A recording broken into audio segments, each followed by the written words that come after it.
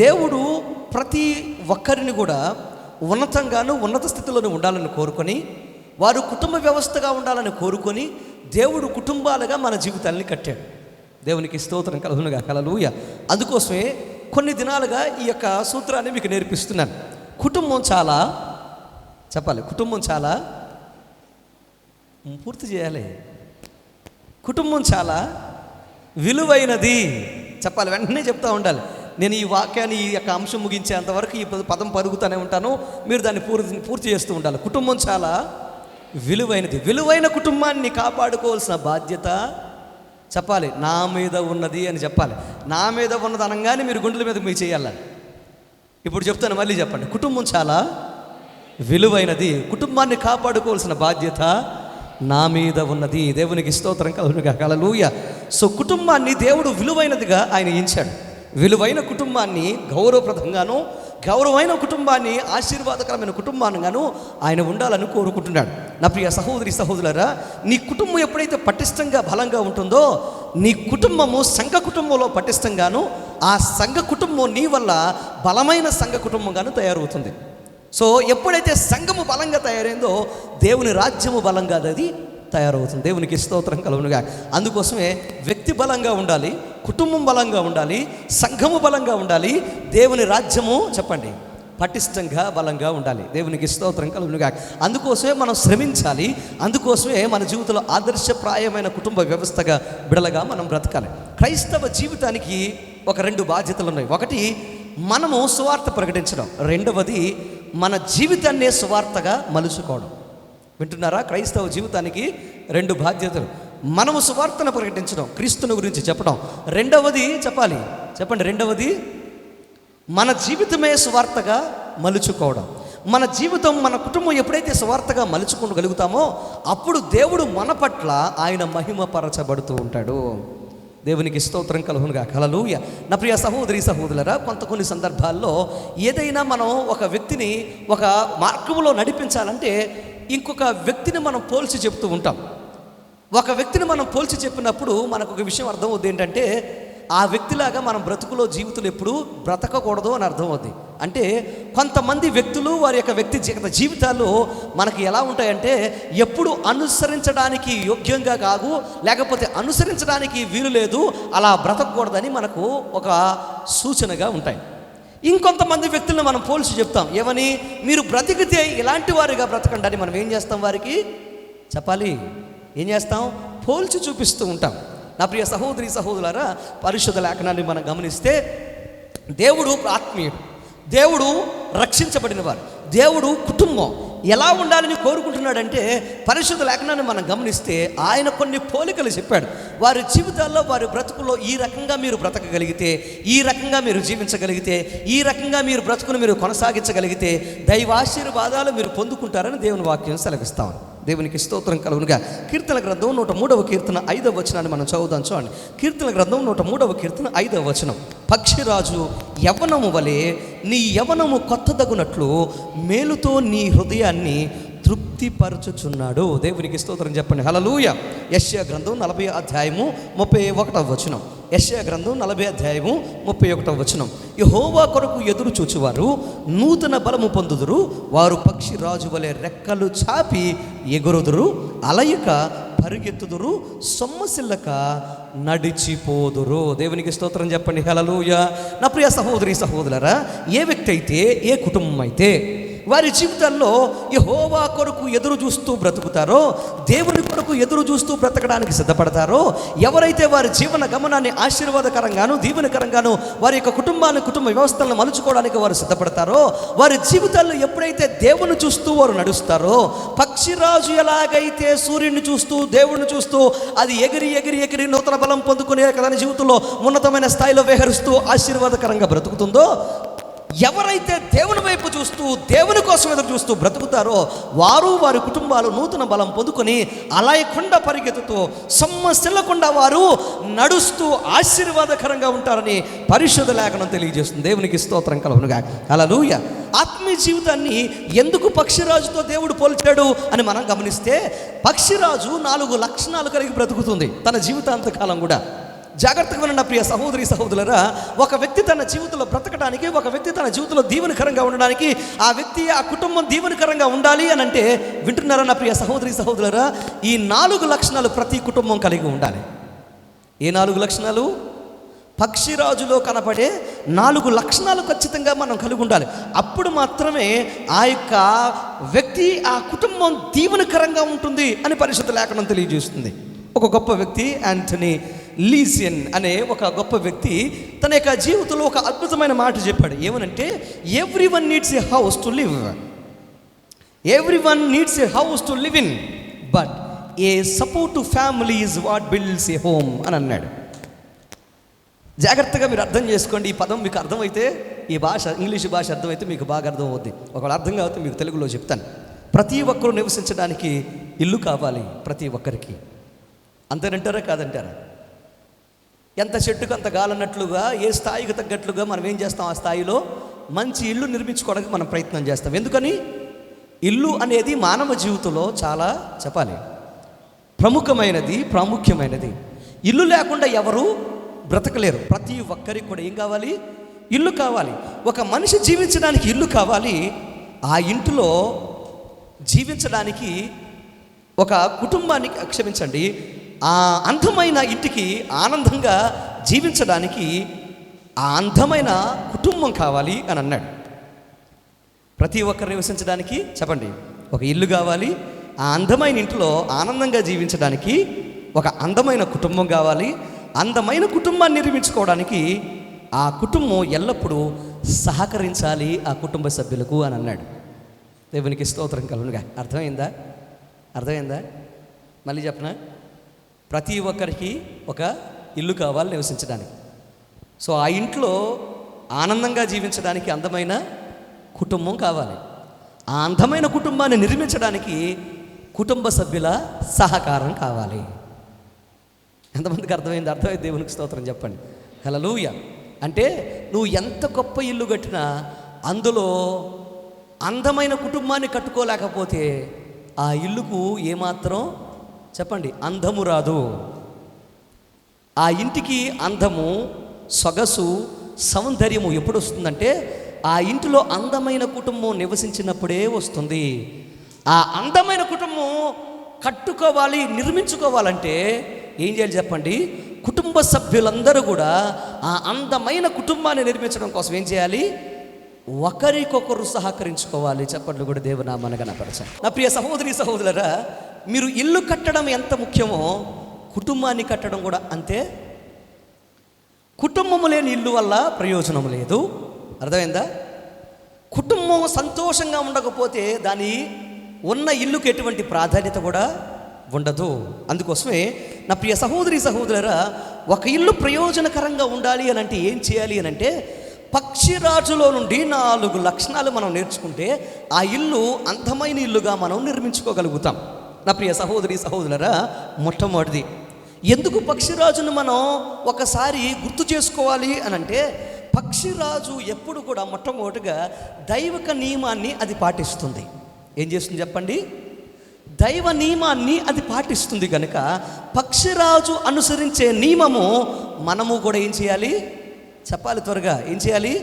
పాటించాలి. 2 చేతుల దేవునికి స్తోత్రం చెప్పండి. హల్లెలూయా.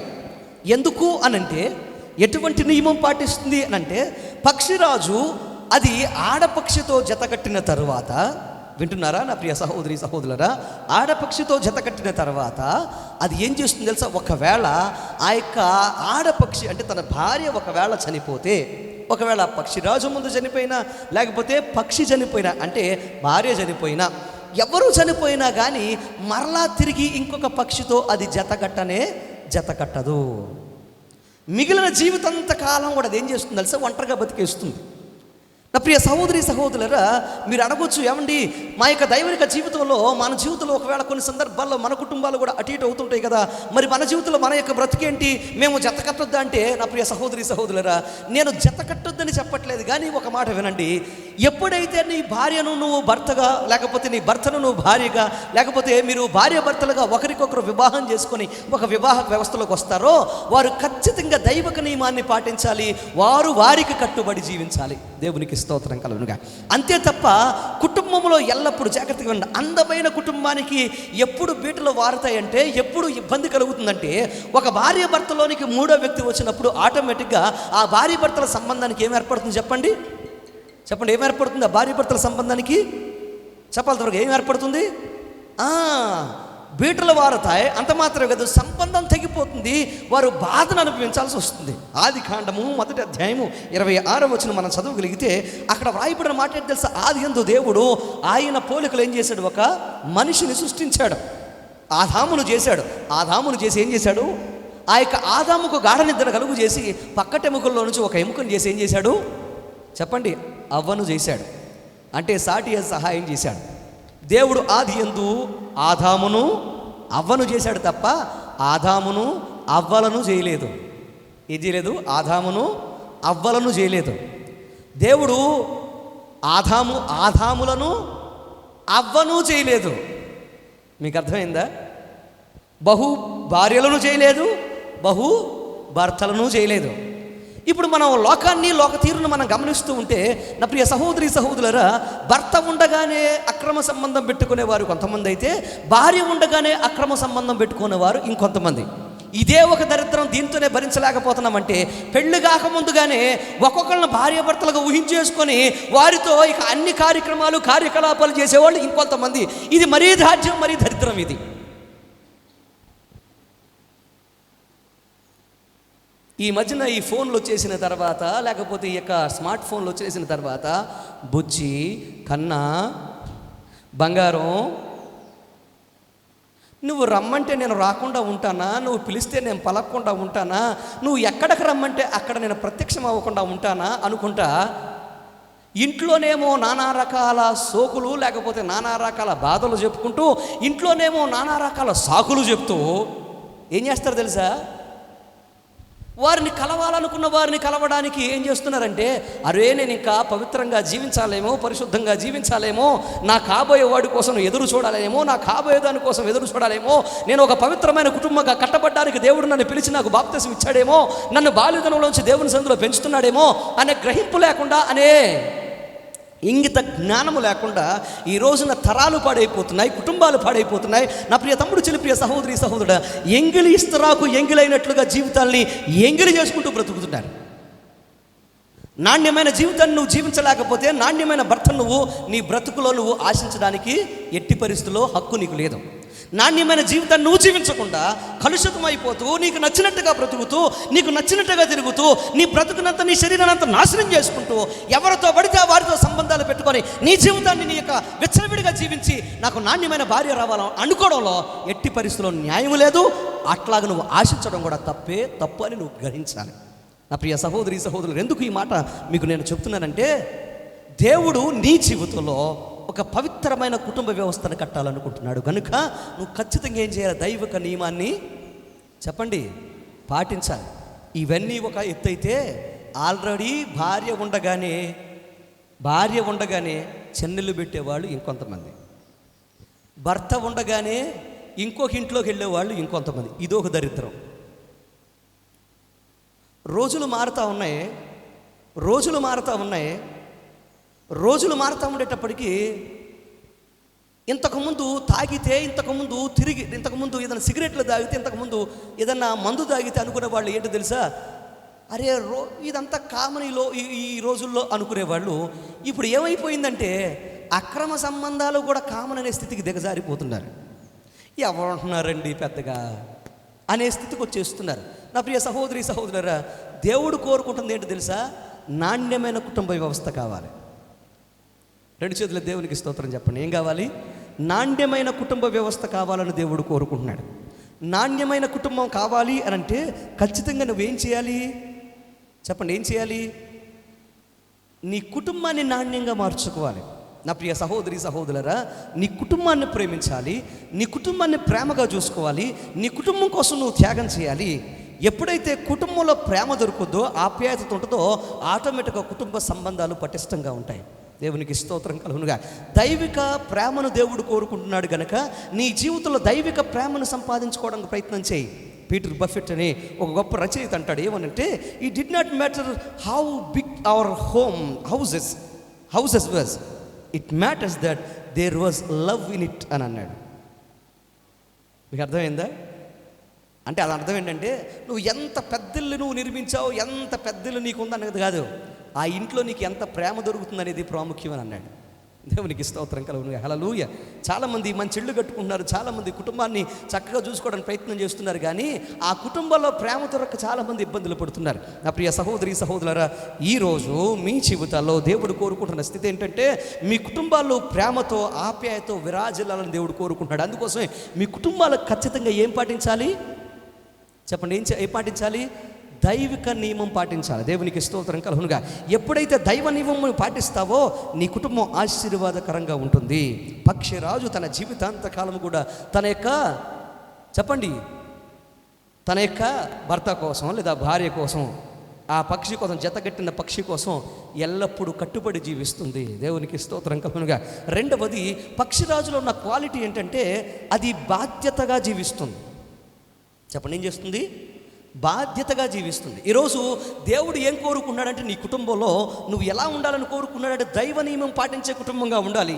రెండవది, నువ్వు ఖచ్చితంగా రెస్పాన్సిబుల్ కలిగిన లేదా బాధ్యత కలిగిన కుటుంబ సభ్యుడుగా, కుటుంబంగా నీ కుటుంబం ఉండాలని దేవుడు కోరుకున్నాడు. దేవునికి స్తోత్రం కలుగునుగా. హల్లెలూయా. ఎలాగ పక్షిరాజు బాధ్యత కలిగి ఉంటుంది అని మీరు ఆలోచన చేస్తే, ఎప్పుడైతే పక్షిరాజు, మీకు అర్థమైందా? పక్షిరాజు అంటే మగ పక్షి, ఆడపక్షి అని చెప్తున్నాను కదా, ఆటోమేటిక్గా మీకు అర్థమవుతుంది అనుకున్నాను. సరే వినండి, పక్షిరాజు అంటే ఏంటి తెలుసా? పక్షిరాజు అంటే పోయిన వారం చెప్పాను కనుక ఆ ఫ్లోలో వెళ్ళిపోతున్నాను నేను. పక్షిరాజు అంటే ఏంటి చెప్పండి ముందు. అర్థమైందా? పక్షిరాజు అంటే గ్రద్ద. Very good. సో గ్రద్ద అనేది ఈ రోజున మనం అందరం చెప్తూ ఉంటాం పక్షిరాజు అని. సో ఈ పక్షిరాజు తన జీవిత కాలంలో ఎలా బాధ్యతగా జీవిస్తుంది అని అంటే, ఎప్పుడైతే పక్షిరాజు ఆడపక్షితో జత కట్టాలనుకుంటుందో ఈ ఆడపక్షి ఏం చేస్తుంది తెలుసా? ఈ ఆడగ్రద్ద ఏం చేస్తుందంటే పక్షిరాజుకు పరీక్ష పెడుతుంది. ఎలాగూ అంటే జాగ్రత్తగా వినండి. ఈ ఆడపక్షి ఈ పక్షిరాజును ఎత్తైన ప్రాంతానికి తీసుకువెళుతుంది. ఆకాశంలోనికి వెళ్లే ముందు ఈ యొక్క ఆడపక్షి ఏం చేస్తుంది తెలుసా? ఒక చెట్టు కొమ్మను తన యొక్క ముక్కుతో కానీ, లేదా తన యొక్క కాళ్ళతో కానీ, లేదా తన యొక్క రెక్కల మధ్యన కానీ పెట్టుకొని అదేం చేస్తుందంటే పైకంట ఎగిరిపోతుంది. ఆ చెట్టు కొమ్మను పట్టుకొని పైకి వెళ్ళిపోయి ఏం చేస్తుంది తెలుసా? ఆ పై నుంచి ఆ చెట్టు కొమ్మను ఏం చేస్తుందంటే కిందకు పడేస్తుంది. పైనుంచి కిందకు పడేసినప్పుడు ఈ పక్షిరాజు, ఈ ఆడపక్షి పైనుంచి అది పడేస్తే ఈ పక్షిరాజుకు పెట్టిన పరీక్ష ఏంటంటే, ఈ పక్షిరాజు ఏం చేయాలంటే ఈ యొక్క కొమ్మ, చెట్టు కొమ్మ కింద పడకముందు, అంటే భూమిని తాకముందు ఈ పక్షిరాజు ఏం చేయాలంటే కిందకంట అది వచ్చి ఏం చేయాలి తెలుసా? ముక్కుతో కానీ లేదా కాళ్ళ మధ్యన కానీ ఆ చెట్టు కొమ్మను పట్టుకొని మళ్ళా ఎక్కడైతే యొక్క ఆడ గ్రద్ద ఉందో, పక్షి ఉందో అక్కడికి దాన్ని తీసుకువెళ్ళి దానికి అందించాలి. రెండు పక్షులు పైకి వెళతాయి. వెళ్ళిన తర్వాత పైనుంచి అది కిందకు పడేస్తుంది. ఈ పక్షిరాజు కిందకంట వచ్చి జాగ్రత్తగా దాన్ని పట్టుకొని పైకి వెళ్ళి అందిస్తుంది. అందించిన తర్వాత మరలా కింద పడేస్తుంది. ఇంకొంచెం పైకి వెళ్ళి మరలా కింద పడేస్తే మరలా పక్షిరాజు మరలా కిందకంట వచ్చి అది పడకముందు దాన్ని పట్టుకొని మళ్ళీ పైకి తీసుకొచ్చి అది అందిస్తుంది. అలాగా మొదటిసారి, రెండవసారి, మూడవసారి, నాలుగవసారి, ఐదవసారి, ఆరవసారి తనకొక నిశ్చయత వచ్చేంత వరకు కూడా, ఒక నమ్మకం కలిగేంత వరకు కూడా అది పైనుంచి దారి విడుస్తూ ఉంటే పక్షిరాజు ఏం చేస్తూ తీసుకొచ్చి చెప్పండి కిందకంట వచ్చేది తీసుకుని మరలా తీసుకెళ్ళి పైకి అందిస్తూ ఉంటుంది. అప్పుడు ఆ యొక్క ఆడగ్రద్ద గ్రహిస్తుంది. ఆ పెట్టే పరీక్ష ఏంటంటే ఎన్నిసార్లు కింద పడేసినా, ఎంత ఓపికగా తెస్తే అంత ఓపికగా రేపొద్దున్న తన యొక్క బిడలను, అంటే తన యొక్క పక్షులను, లేకపోతే తనకు పుట్టిన ఆ యొక్క గ్రద్ద పక్షులను లేకపోతే గ్రద్ద పిల్లలను చూసుకుంటుందనే ఉద్దేశంతో ముందుగా ఎంత బాధ్యత ఉందో అని పరిశీలించి పరీక్షిస్తుంది.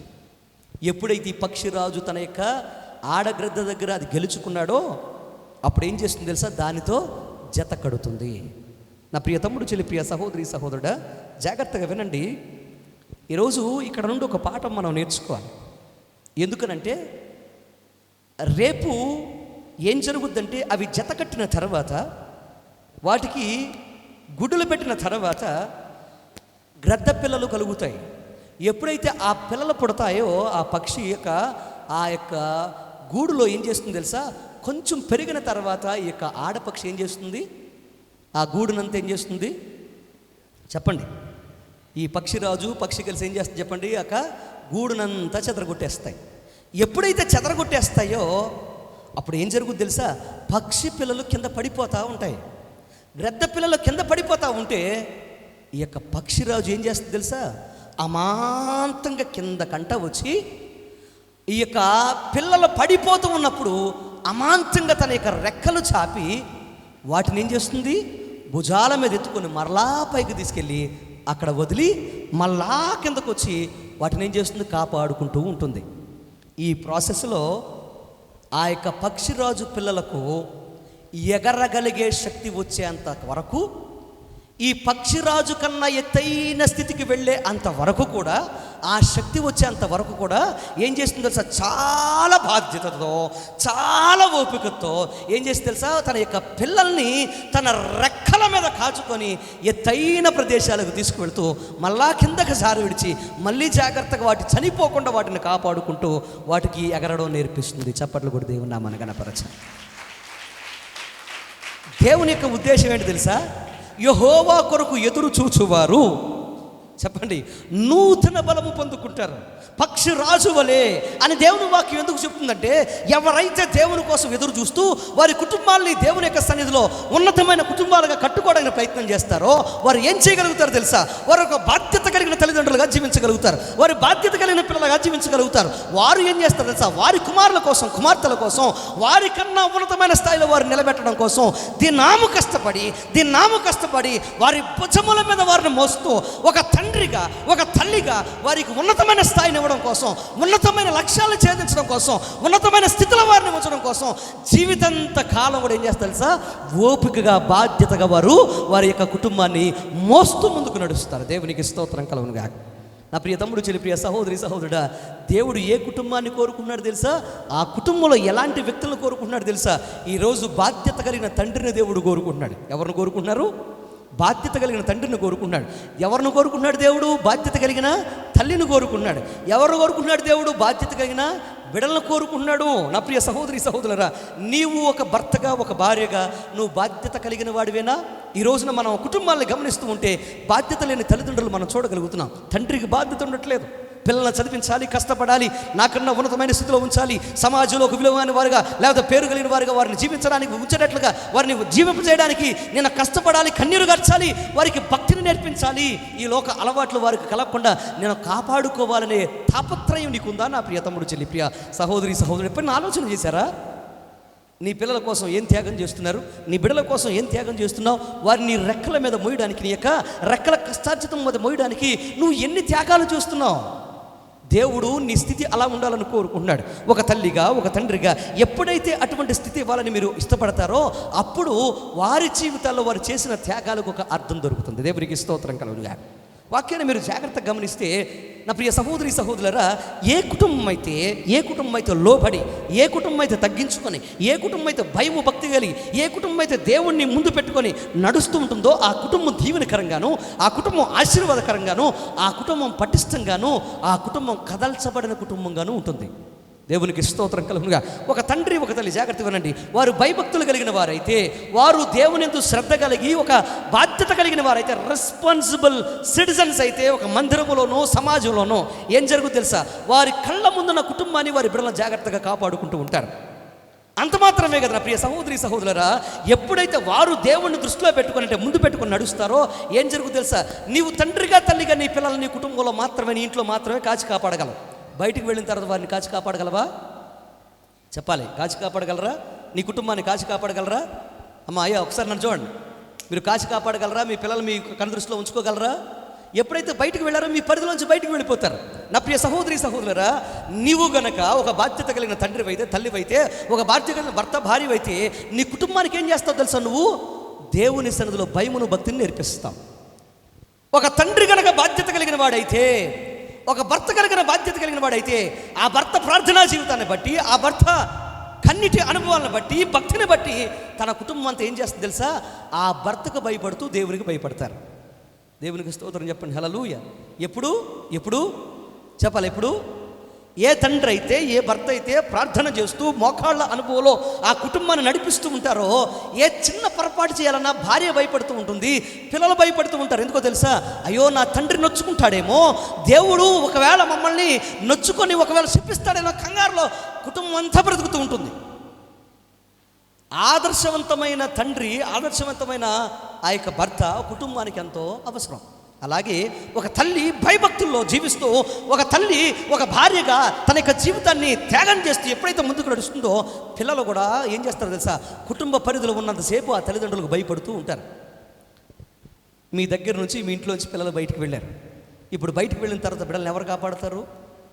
ఎన్నో రకాలైన ఒత్తిళ్ళు, పిలుపులు, లేకపోతే అనేక సంబంధాలు, ఈ లోక సంబంధమైన మలినాలు, ఈ లోక సంబంధమైన ఆనందకరమైన, లేకపోతే వారిని ఆకర్షించే పాపం వారిని ఆకర్షిస్తున్నప్పుడు ఎప్పుడైతే పడిపోయే పరిస్థితులు వస్తాయో వెంటనే వారు చేసిన భక్తి, నువ్వు నడిపించిన మార్గాలు వారికి జ్ఞాపకం వస్తాయి. నువ్వు వేయించిన మోకాళ్ళు వెంటనే వారికి గుర్తొస్తాయి. అయ్యో, ఒకవేళ నేను పొరపాటున పాపం చేస్తే, ఒకవేళ బరి తెగించి నేను ఒకవేళ మాట్లాడితే, ఒకవేళ నేను ప్రవర్తిస్తే నన్ను దేవుడు చూస్తున్నాడు కదా, దేవుడు నన్ను లెక్క అడుగుతాడు కదా, నా యొక్క దేవుడు నన్ను లెక్కలోకి తీసుకొచ్చినప్పుడు నన్ను శపిస్తాడు కదా, ఒకవేళ మా అమ్మా నాన్నకు తెలిస్తే వారు నొచ్చుకొని అవమానపడతారు కదా, వారు నన్ను కోపపడతారు కదా అని జ్ఞాపకం వచ్చి వెంటనే ఇది నాకు తగదు అని వెంటనే ఏమవుతారు? వాళ్ళు ఆ పాపం లోకం నుంచి, ఆ పాప స్థితి నుంచి బయటకు వస్తారు. దేవునికి స్తోత్రం చెప్పండి. హల్లెలూయా. ప్రతి కుటుంబంలో కావాలి బాధ్యత వహించే తల్లి, బాధ్యత వహించే తండ్రి, బాధ్యత వహించే భర్త, బాధ్యత వహించే భార్య ప్రతి కుటుంబంలో ఉండాలి. ప్రతి కుటుంబంలో ఉండాలి. బాధ్యత వహించే ఎవరుండాలి చెప్పండి? ఎవరుండాలి? పిల్లలు కూడా ఉండాలి. తమ్ముడు, చెల్లి, ప్రియ సహోదరి, సహోదరుడా జాగ్రత్తగా వినండి. ఈ మధ్యకాలంలో చాలామంది లెటర్లు కూడా రాస్తున్నారు. మీ అందరికీ తెలియదు కానీ చాలా విషయాలు నాకు దగ్గరికి వస్తూ ఉంటాయి. చక్కని లెటర్లు రాస్తున్నారు. లెటర్లు రాసి, అంటే మన సంఘంలో కాదు కానీ చాలా చోట్ల జరుగుతూ ఉంటాయి. అలాంటి నా దగ్గరికి వచ్చినప్పుడు, నేను విన్నప్పుడు నేను ఆశ్చర్యపోతూ ఉంటాను. వీళ్ళకి కొన్ని కవిత్వాలు కూడా వస్తున్నాయి. చిన్నపిల్లలకి 7వ తరగతి వాళ్ళకి, 8వ తరగతి వాళ్ళకి, 10వ తరగతి లోపల ఎంత మంచి కవితలు వస్తున్నాయి అంటే, ఆ కవితలు చదివితే మీకు మెంటలు వచ్చేది అసలు. అబ్బో, ఇంత కవులు నా కడుపును పుట్టారా అని తల్లిదండ్రులకి మెంటలు వచ్చేది అసలు. అంత అద్భుతమైన కవిత్వాలు రాసే పిల్లలు కూడా బయటకు వస్తున్నారు. ఎందుకు వస్తున్నారు తెలుసా? అలాంటి కవులు వారి కడుపులో, మీ కడుపులో ఎందుకు జన్మిస్తున్నారు?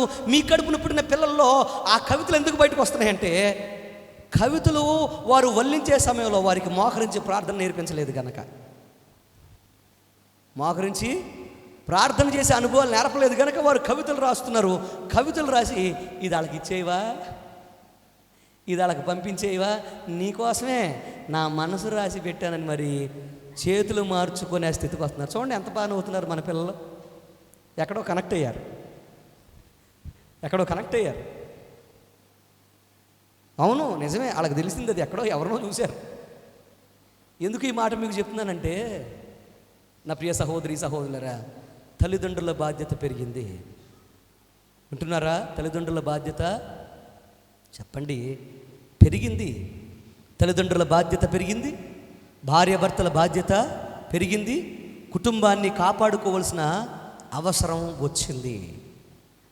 నేను ఊరికినే కుటుంబం గురించి కొన్ని వారాలుగా బోధించట్లా. నా ప్రియ తమ్ముడు, చెల్లి, ప్రియ సహోదరి, సహోదరుడా, కుటుంబాలు బలిష్టమైన కుటుంబాలుగా ఉండాలని దేవుడు కోరుకుంటే బలహీనమైన కుటుంబాలుగా మారిపోతున్నాయి. అందుకోసమే బాధ్యత లేని ఇళ్ళను మనం చూస్తున్నాం. ఏ ఇంట్లోనైతే అమ్మ టీవీ చూడడం మానేసి, మొబైల్ చూడడం తగ్గించి, అంటే ఫోన్ చూడడం తగ్గించి, పిల్లలతో చదువు గురించి, విజ్ఞానం గురించి మాట్లాడడం మొదలు పెడుతుందో, ఆ కుటుంబంలో మంచితనము, బాధ్యత, అలాగే చదువు పట్ల ఆసక్తి అనేది పెరుగుతుంది. చెప్పండి, ఏం చేయాలి? ఏ కుటుంబంలోనైతే, నా దగ్గర చెప్పాలి, ఏ కుటుంబంలో అయితే తల్లి టీవీ చూడడం మానేసినట్టు ఏం చూడడం మానేయాలి? కరెక్ట్గా ప్రైమ్ టైంలో వస్తూ ఉంటాయి చూసారా? ఏంటవి? ప్రైమ్ టైంలో ఏమొస్తాయి చెప్పాలి? ఏమొస్తాయి? సీరియల్ వస్తాయి. మీకు నచ్చిన సీరియల్, నచ్చిన ఎంటర్టైన్మెంట్ ప్రోగ్రాంలు, నచ్చిన జోకులేసే ప్రోగ్రామ్స్ వస్తాయి చూసారా. ఆ ప్రైమ్ టైంలో రెండు ప్రాముఖ్యమైన, ప్రైమ్ అంటే ఏంటి చెప్పండి, ప్రాముఖ్యమైన, అంతే కదా, ప్రాముఖ్యమైన లేకపోతే విలువైన అని అర్థం, అంతే కదా. ఈ ప్రైమ్ టైంలో అంటే విలువైన సమయంలో మంచి విలువైన సీరియళ్ళు, అలాగే విలువైన కామెడీ షోలు వస్తూ ఉంటాయి. విలువైన పిల్లలు కూడా నీ కళ్ళ ముందు కూర్చొని ఆ విలువైన ప్రోగ్రామ్స్ ఇటు చూస్తూ ఉంటారు. ఇలా చూస్తూ ఉంటే అరే భలే ఉంది కదా జోక, రేపొద్దున ఏమవుతుంటావు, ఈ మంగమ్మ సుబ్బమ్మని ఏం చేద్దంటావు, డాక్టర్ బాబు ఏం చేస్తాడంటో, ఉన్నాడా అది తెచ్చాడా, ఉన్నాడా, బతికే ఉన్నాడా, దీపం మారిందా ఇంకా వెలుగుతూనే ఉందా చెప్పండి. మీరు సిగ్గుపడ్డారు కానీ చింతలపూళ్ళనైతే ఒక ఆవిడేమని తెలుసా, టప్పా టప్పా చెప్పిన ఇలాగన్నీ అడిగే అంతే. ఈ ప్రైమ్ టైంలో వచ్చే సీరియల్ ఏంటంటే టప్ప టప్ప లిస్ట్ చెప్పేస్తుంది అంతే. మీరు సిగ్గుపడ్డారు, ఎందుకంటే పొరపాటున మళ్ళీ ఏమంటాడు, ఈయన మంచివాడు కాదు, వెంటనే ఏదో ఒకటి అంటాడని. మీకు తెలుసు విలువైన పిల్లలు ఒక పక్క, విలువైన సీరియల్ ఒక పక్క. ఇప్పుడు మనకేం కావాలి చెప్పండి, ఏం కావాలి మనకి, ఇప్పుడు ఏం కావాలి చెప్పరేంటండి. విలువైన పిల్లలకి విలువ రావాలంటే, వారు విలువ కలిగిన జీవితం రావాలంటే, ఈ లోకం విలువది అని అనుకుంటున్న ఆ టీవీని కట్టేసి వీరిని కూర్చోబెట్టి మనం ఏం చేయాలి, చదివించి, వారు చదువుతున్నప్పుడు మనం కూడా మొబైల్ పట్టుకొని ఉండకుండా, ఫోన్ పట్టుకొని చూడకుండా ఏం చేయాలి తెలుసా, ఏ బైబిలో లేకపోతే పరిశుద్ధ గ్రంథమో లేకపోతే పరిశుద్ధ గ్రంథమును ప్రేరేపిస్తూ రాసిన పుస్తకాలు తీసుకొని మనం కూడా పక్కన కూర్చొని మనం కూడా చదువుకుంటా ఉంటే వారు కూడా ఏం చేస్తారు తెలుసా, నా తండ్రి నా తల్లి విలువైన దేవుని గ్రంథాన్ని చదువుతున్నారు, నువ్వు చదువు అంటే మనల్ని చూసి వాళ్ళు ఏం చేస్తారు, చదువుకుంటారు. ఓ రోజు పొరపాటున నా కొడుకుని అన్నాను, పెద్ద ఆయన్ని, పడుకునే ముందు నువ్వు ఫోన్ చూడొద్దు అన్నాను. పడుకోబెడుతుంది పాస్టర్ గారు, పక్కన పడుకుని ఇలా పడుకోబెడుతుంది. నేను దిండి వేసుకుని అప్పుడే ప్రార్థన నుంచి వచ్చి జస్ట్ ఇలా ఫోన్ పట్టుకొని ఏం చేస్తుందో తెలియదు, ఫోన్ పట్టుకొని ఎవరెవరు మెసేజ్లు చేశారని ఇలా చూసుకుంటున్నా. ముసుగేసింది దుప్పటి, టక్కన ముసుగు అన్నాడు, తన్ని ఇలా లేచి కూర్చొని అన్నాడు, daddy don't watch the mobile అన్నాడు. ఫోన్ చూడకో అని అన్నాడు. నిజంగా చెప్పు తీసుకొని గోపు పగలు కొట్టినట్టు అనిపించింది నాకు. నేనే చెప్పా, ఏమని, ఫోన్ చూడకో పడుకునే ముందు అన్నా. వెంటనే నా కుమారుడు అన్నాడు, ఏమనంటే పుట్టోడు, పడుకునే ముందు నువ్వు ఫోన్ చూడకన్నాడు. వెంటనే పక్కన పెట్టి అన్నా పడుకో, సారీ నాన్న సారీ అని నేను కూడా చూపెట్టా. ఎందుకని చెప్పిన మనమే చాలా సందర్భాల్లో చెప్పరేంటండి, పాటించలేకపోతే పిల్లలు గమనిస్తే, నీ కుటుంబం కోసం విలువైన పిల్లలను పణంగా పెట్టి నువ్వు విలువైన పిల్లలను పోషించకుండా వారిని ఒక విలువైన వారిగా తయారు చేయకుండా టీవీలు చూస్తే వారు ఏమైపోతారు ఎప్పుడైనా ఆలోచన చేసావా? అందుకోసమే తల్లి ఏం చేయాలంటే వారి జీవితంలో టీవీలు పక్కన పెట్టి, వారి జీవితాల్లో మొబైల్ పక్కన పెట్టి, పిల్లలతో ఎక్కువగా గడపడానికి విద్యా బుద్ధులు వారు నేర్చుకుంటున్నారు లేదా చూడడానికి ప్రముఖమైన స్థానము ఇవ్వాలి. దేవునికి స్తోత్రం చెప్పండి, హల్లెలూయా. చాలామంది అడుగుతుంటే ఈ మధ్యకాలంలో కొంతమంది తల్లులు తండ్రులు అంటున్నారు, ఏమంటే మేము ఏం చదువుకుంటున్నామండి, వాళ్ళు ఏం చదువుకుంటారో ఏంటో వాళ్ళ నా రూమ్లో పడేసి మేము టీవీలు చూసుకుంటున్నామండి అంటున్నారు చాలామంది. నా ప్రియ సహోదరి సహోదరులరా, నీకు తెలిసినా తెలియకపోయినా వాళ్ళ పక్కన కూర్చో, వాళ్ళు ఏం చదువుతున్నారో నీకు తెలియకపోయినా ఆ పక్కన కూర్చో అంతే. కానీ ఆ సమయంలో ఏం చూడొద్దు, టీవీలు చూడకండి. ఏ తండ్రి అయితే ఇంటికి త్వరగా వచ్చి వారి పిల్లల దగ్గర కూర్చోబెట్టుకొని స్నేహపూర్వకంగా మాట్లాడుతూ, అయ్యా ఎలా ఉన్నావు, బాగున్నావా, ఏం చదువుకున్నావు, ఈరోజు ప్రార్థన చేసుకున్నావా అని ఆ యొక్క కుమారుడు కుమార్తెతో స్నేహపూర్వకంగా ఉంటూ ఎప్పుడైతే కలిసిమెలిసి వారిని చదువుకునేటట్లుగా వారిని ముందుకు ప్రోత్సహిస్తూ మోకరించి వారితో కలిసి ప్రార్థన చేస్తారో అక్కడ తండ్రి ఎలాగా చూడబడతాడు తెలుసా? ఆ పిల్లలు ఆ తండ్రిని స్నేహపూర్వకంగా చూస్తూ గౌరవిస్తూ ఆ తండ్రిని దేవుని తర్వాత గొప్ప వ్యక్తిగా పూజించడం మొదలెడతారు. దేవునికి స్తోత్రం చెప్పండి, హల్లెలూయా. చాలామంది తల్లిదండ్రులు ఇలా అనుకుంటారు, ముఖ్యంగా తండ్రులు ఏమని తెలుసా, క్రమశిక్షణ పెట్టాలి పిల్లల ఉద్దేశంతో వీరు కరెంట్ ఏమిలో ఒక ట్రాన్స్ఫర్ను ముట్టుకుంటే ఎంత రియాక్షన్ ఉంటుందో అలాగా జీవిస్తూ ఉంటారు. ప్రేమగా మాట్లాడడం అనేది అసలు వారు చేయరు, ఎందుకంటే ఒకవేళ నేను ప్రేమగా మాట్లాడితే పిల్లలు చెడిపోతారని వారి ఉద్దేశం. అందుకోసం ఎప్పుడు కూడా ఎలా ఉంటారంటే ఒక 1000 వర్డ్స్ ట్రాన్స్ఫార్మ్ ఎలాగైతే రియాక్షన్ ఇస్తా అలాగ రియాక్షన్ ఇస్తూ ఉంటారు. పరపారను ముట్టుకుంటే బగ్గని ఎలా ఉంటుందో, డాడీ అంటే ఎట్లా, యాండీ అంటే అంటారు. వారికి ఎప్పుడు ప్రేమగా మాట్లాడడం వారికి రాదు. ఎందుకో తెలుసా? వాళ్ళు ఎప్పుడు కోపపడతానే ఉంటారు. తమ్ముడు చెల్లి, ప్రియ సహోదరి సహోదరుడా, నీ కోపం అంటే క్రమశిక్షణ కాదు. నీ ఉద్దేశం క్రమశిక్షణతో పెంచడానికి కోపపడాలనుకుంటున్నావేమో. అలాగ కాదు. వారిని ఏం చేయాలి? ప్రేమతో మాట్లాడి ప్రేమతో వారిని చూసుకుంటూ, తప్పు చేస్తుంటే అప్పుడు దండించి గద్దించు. దేవునికి స్తోత్రం చెప్పండి. హల్లెలూయా. ప్రేమతో నువ్వు గెలుచుకోవాలి తప్ప నీ యొక్క కుమారుల కుమార్తెల హృదయాల్ని ఎలాగ ఉంచకూడదు? వారిని నొప్పించకూడదు. దేవుని వాక్యం చెప్తున్న మాట ఏంటి తెలుసా? తండ్రులారా, తల్లులారా, మీ పిల్లలకు కోపము రేపొద్దు అని దేవుని వాక్యం సెలవిస్తుంది. పిల్లలకి ఏం చేయొద్దు? కోపాన్ని రేపకండి. ఎందుకంటే వారు కోపపడ్డారనుకో నిన్ను అసహించుకోవడం మొదలు పెడతారు. ఏం చేస్తారు? నిన్ను అసహించుకోవడం మొదలు పెడతారు. ఏ తండ్రి అయితే, ఏ తల్లి అయితే బిడ్డలు అసహించుకోవడం మొదలు పెడతారో వారు చెప్పిన మాట పొరపాటును కూడా వారి జీవితంలో ఇంకా వారి మాటను వినరు. నువ్వు వారికి ఒప్పించాలి, నొప్పించకుండా వారికి దేవుని యొక్క సన్నిధిని అలవాటు చేయాలి. దేవునికి స్తోత్రం చెప్పండి. హల్లెలూయా. అందుకోసమే పక్షిరాజుకున్న బాధ్యత, రెస్పాన్సిబిలిటీ ఎవరు తీసుకోవాలి చెప్పండి?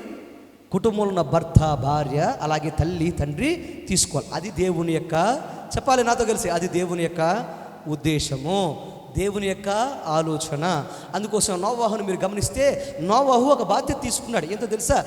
దేవుడిచ్చిన బాధ్యత. కుటుంబాన్ని కాపాడుకోవాలి, తరమును కాపాడాలి, అలాగే తన సంసారాన్ని కాపాడుకోవాలి, తన పిల్లలను కాపాడుకోవాలి. అందుకోసం నోవాహు ఏం చేశాడు తెలుసా? ఒక అందమైన వాడను నిర్మించాడు. అందరూ అవమానపరుస్తున్నా ఏమాత్రం కూడా తొణకకుండా బెనక్కుండా ఏం చేశాడు? చక్కని వాడను నిర్మించి ఆ వాడలోనికి తనతో పాటు, తన భార్యతో పాటు యవ్వనులైన తన పిల్లలు అంటే కుమారులు, అలాగే కోడండ్రు కూడా వచ్చేటట్టుగా, అందరూ అందులోకి ఎందుకు వెళ్తారా అని విమర్శిస్తున్నా కానీ వారి పిల్లలకు అర్థమయ్యేటట్లుగా, ఒక శ్రమ రాబోతుంది, మనం తప్పించుకోవాలంటే ఇందులో ఉండాలి, ఈ యొక్క వాడలోనికి రావాలి అని అందులోనికి వచ్చేటట్టుగా చేశాడు. దేవునికి స్తోత్రం కలుగునుగాక.